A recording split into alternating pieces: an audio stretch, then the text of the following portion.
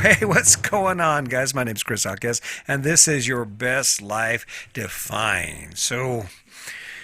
I spent a lot of time talking about what's possible, but I haven't really taken any time at all to tell you how to actually do it. I was thinking about that last night, and I spent a lot of time talking to myself about the things that I believe, just to make sure that it's not bullshit, just to vet it, if you know what I mean. And I was sitting here thinking about it. Yeah, Chris, you keep talking about this best life, but how do they do it? Well, I think getting to where I needed to be has always been something that just came natural to me. I don't know if it's because of my rough childhood and the fact that I was the only one I could rely on, or maybe it's because I just learned that taking action, you got to do shit if you want to get shit done, is probably just been ingrained in me. But for some reason, I've always been just motivated to do more and to learn more and to grow. So for me, I've kind of always approached my goals in a three-step process, and living your best life is no different. I've started taking a look at it, and the first step in that process is just actually start the conversation about what your life, and I mean, we're talking about our life, but it could be anything, any goal you have, running a construction company or earning money. You have to define your goal, and when it comes to living your best life, it's about actually just taking the time. It's an evaluation, and it's about asking yourself why you do the things you do. I mean, you got to look at your life, and instead of being and why do you believe the things you believe? That's the first step. And the second step is to define a plan. The second step is to define those things that are important enough for you, that you want to see in your life, where you want to go with your life, and define what steps are necessary, what things you'd like to see. And then the third step is to define a strategy for action. All right. Now, I know this sounds like a college class, and it's not really all that complicated. I mean, when you think about the three steps in the first step, our decision to sell everything and hit the road wasn't a real complicated one. It was just about my wife and I sitting down and saying, hey, baby, are you really enjoying this? Is this really what you want to spend the next 20 or 30 years doing? Sitting in this house, mowing lawns, cleaning. Granted, there are abundance of benefits. There are tons of benefits that come from living in a house, a stick brick. I get to see my kids. I get to see my grandkids. There's some security and stability. I mean, there are a lot of benefits to that. But we sat down and actually started asking ourselves, why are we doing this? Not is it good or bad, or not. Are you happy? Are you happy? Well, I don't know. Are you happy? It's not even about that. It's just, why are we doing the things we're doing? Why are we committed to this? And that's the thing you have to ask yourself with everything. I mean, it doesn't even matter with a relationship. The process is the same. Why is my relationship going in this direction? Why am I sitting where I am in my job or anything? Why can't I lose weight? Why am I sitting here even though I know I need to work out, but instead of working out, I go get me a beer and a sandwich? A sandwich. That's what my grandson says. Hey, Papa, give me a sandwich. But why do we make these choices? Now, when we sat down and talked about our life and the decision to hit the road, why was I out doing a bunch of stuff I didn't enjoy? Or, I mean, I don't even know that I didn't enjoy it. There were just so many other things I enjoyed or wanted to be doing instead. And that's a great way to start. When you ask yourself, why are you doing it? And you've got this long list of things that your choice has kept you from doing. That's a great place to start when it comes down to figuring out where in the hell you want to be. I mean, if you're sitting there doing something and you're dreaming about everything else you could be doing, then maybe when you get home, you should write that shit down, and then you should start trying to make a plan to do that. So we started asking. I was out mowing the lawn, and she hates this story because it's so. The way I first started telling the story, I basically said that if you're mowing a lawn, you're an idiot. If you have a house and you have to work your ass off every day to keep that house clean, you're nuts. That's craziness. And the truth is, that wasn't the truth. The truth is, if you're doing stuff because of who you are, and who you want to be and what your future looks like, go for it. I mean, if you wake up every day excited because of the life you created, where there's a lot of energy and it's not this grinding things out, or even if you're not just simply spending your time doing that while you're dreaming about things that you'd rather be doing, then that's fine. But if you're sitting there and you scale, if you were to put everything in your life or any specific task in your life on a scale between 1 and 10, and you put something as a 2, that's a pretty damn low number for you to be doing it. So if that's the case and you're sitting here thinking about something while you're doing it that's like a 9 or a 10, I don't know, maybe you should be going for the 9 or 10. Maybe you should sit down and start making a plan and say, well, if I'm doing a 2 on the scale of how I feel about it and how it energizes me and how excited I am about the prospect of overcoming the struggles that come with that goal or come with that new choice, well, hell, then I certainly wouldn't be sitting at a 2. And that's really the gauge. When I think about me owning a conventional home and having yard work and all that, I still put yard work down there at about a 2. It just doesn't make any sense for me to be pulling weeds and mowing lawns, because that's not who I am. I'm a mountain biker. I'm a rock climber. I work out. I do all these things that energize me, right? It's about being outside and exploring and of course talking. I don't know if you've noticed, I love to talk. I do. I dig talking. And well, because I think I have a good story and it's a true story, but the step 1 is an easy one.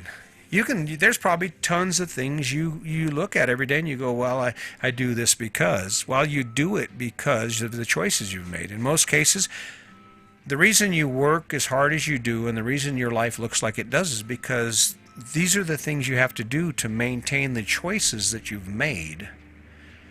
And if you move on to step 2, now that's step 1 and step 2, that's really tough, transitioning to making a plan to change it.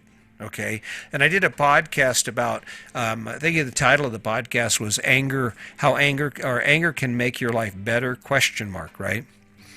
Well, this is that opportunity to apply what I talked about there. When I talked about anger making your life better, what I meant was you have to develop the right attitude to overcome what you want to overcome. And that means, like for me, when I was out trying to get in shape and learn how to fight, I used anger as a tool to focus on the heavy bag to make sure I was there every day. And the dialogue in my head was that someone's going to jump you and kick your ass if you go into law enforcement and you don't know how to fight. So I used anger. I'm like looking at that bag and challenging myself, and I have this inner dialogue.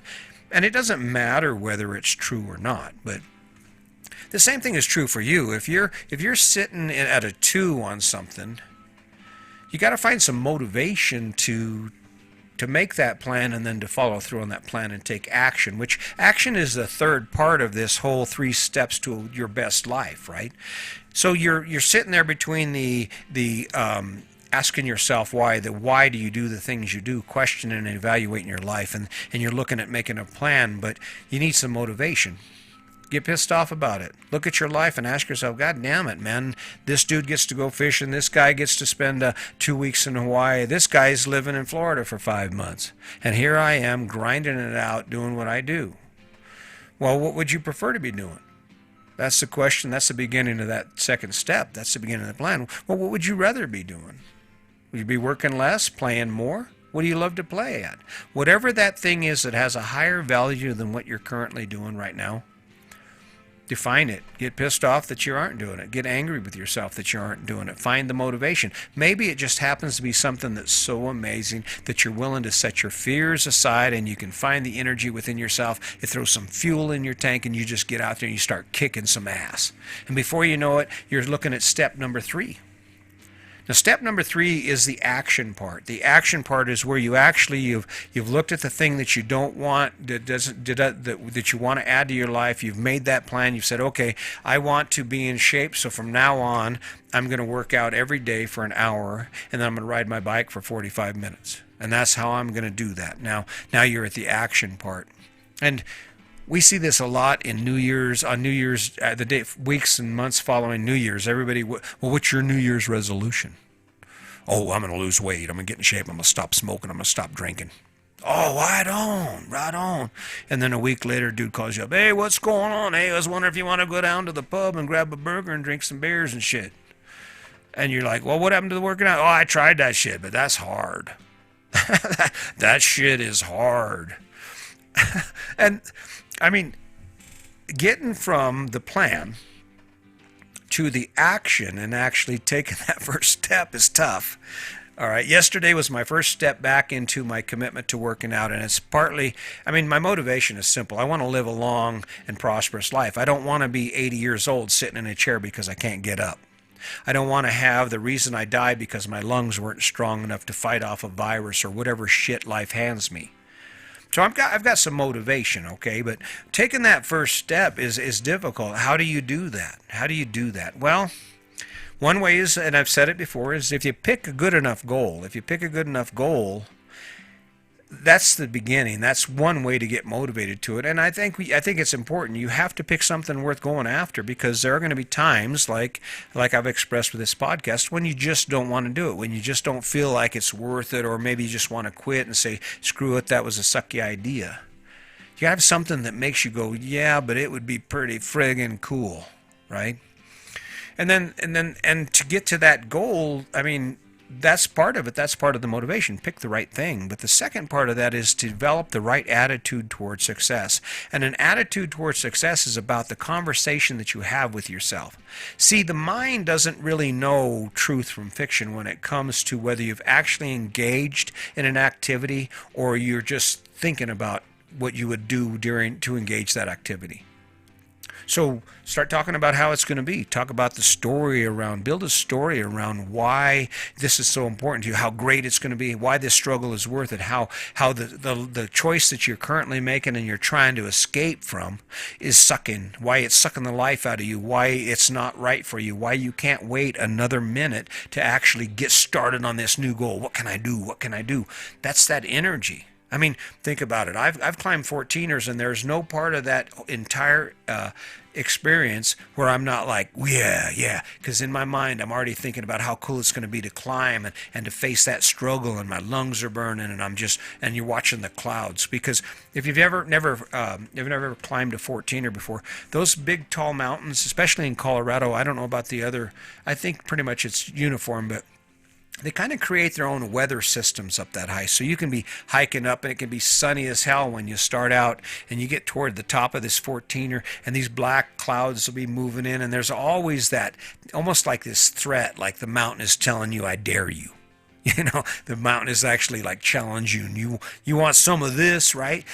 And but there's an energy about accomplishing that goal, and there's some fear and some self-doubt and all that, and that's that story even before you actually make it to the trail that creates that energy that drives you. So when you start talking about taking action, the first thing is to create a story around why you're doing it and how great it is. And you can also go the other way, and you can use anger as that tool to achieve your goal too, by saying, you know, and besides that, I'm just kind of a friggin' lop, because right now I'm talking shit to myself about working out. I hadn't been working out, and I'm thinking, man, what a wimp. You know, I'm over here, I'm old dish rag arms and got no muscle tone right now, and I'm kind of looking like just an old crotchety old man when I walk, almost shuffling. That ain't me. But that's the story I'm telling myself to get motivated. I gotta get in the best shape I can be in. I'm going to Florida this winter, man. I ain't pulling my shirt off and being no pot-bellied pig laying on the beach. No judgments, but that's just not my style. You roll however you want. Remember, it's your best life, not mine. But once you get into that conversation, that's where the action begins. And then, I mean, I've hit this point before in various podcasts and videos, but then you have to just take it. You have to do it. You have to say, today is the day I'm going to do it. And this is where you have to remove the emotion. You can still hold on to the energy and the excitement of knowing that you're getting it done, and this dialogue you're talking about. But you can't get all emotional about it and start thinking, well, you know, I'd like to, but I'm kind of tired, and oh, I just, you know, I don't feel like it today. I got a headache, or I didn't drink too much water, or whatever your excuse or your excuse cycle starts for why you haven't accomplished your goals in the past. I mean, whatever that is, shut that shit off. Shut it off right now. Just click that switch and go bam.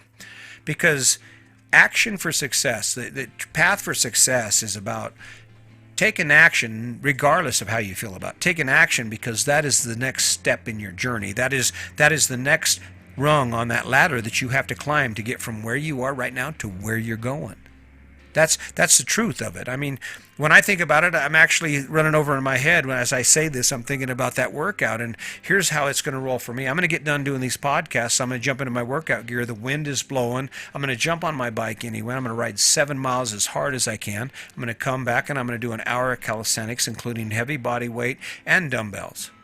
And the reason I'm going to do that isn't because I want to, because I like to, because I have some sort of inspiration with it. It's because that's the task at hand. That is the step, the action that is required for me to take every day for me to achieve my goal. And what's my goal? My goal is to roll on the beach in Florida and look better than any old man out there. And not only that, just not just for me, but I don't want to be embarrassed when I take my shirt off. I want to look good. In order to do that, it takes action. And I mean, that's as it gets. So when you're facing that choice, you've made your decision, all right, you looked at your life and you said, this sucks, this doesn't make any sense anymore.